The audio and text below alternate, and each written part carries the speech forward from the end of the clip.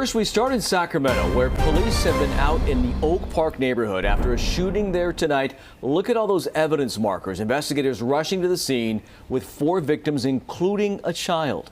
Thanks for joining us here on this busy night here at 10. I'm Tony Lopez. And I'm Marley Ginter. Those shots ringing out tonight around 6 o'clock. It all happened right off 9th Avenue. This is just east of Highway 99.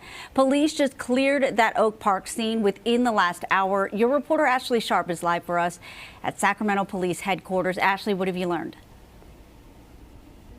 Well, Marley, of those 4 people shot were 3 family members. Police telling us that one of them was just a 4-year-old child shot alongside those 2 adult relatives. Now, the 4th victim who was shot was an unrelated man who was inside his neighboring home and was struck by a stray bullet. Like you said, we've left the scene. They wrapped things up about a half an hour ago after just arriving to that scene after 6 o'clock tonight. Quite an active investigation throughout the evening tonight, and that investigation continues as a suspect or suspects has not yet been identified. You're looking at some video when we were able to get close to the scene earlier today.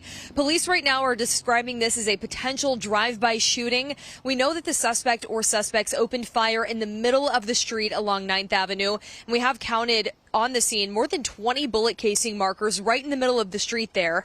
Oak Park neighbors told me tonight that they heard well over a dozen rounds of gunfire.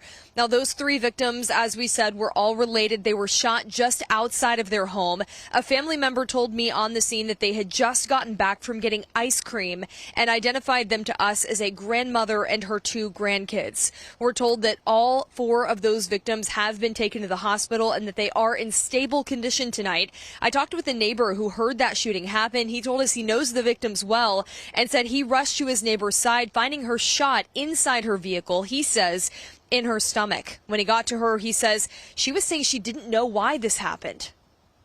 You look at it and you see that it's your neighbor, someone that you know specifically and know that they don't cause no problems at all, you know.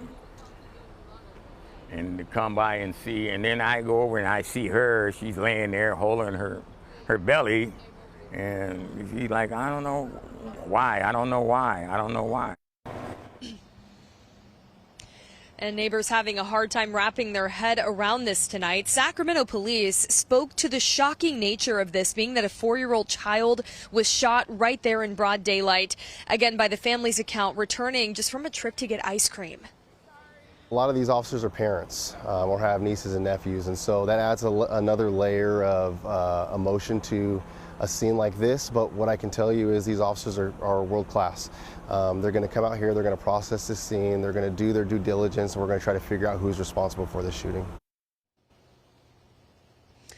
And tonight, even though that scene has cleared, Sacramento police telling us it is, of course, a very active investigation still as they work to identify those suspects or potentially one suspect responsible. They told us that they had been canvassing the neighborhood, asking neighbors for any home surveillance video that could potentially identify that car that rolled up there on the scene tonight. We haven't gotten any information about what that car could have looked like or any description tonight of these suspects.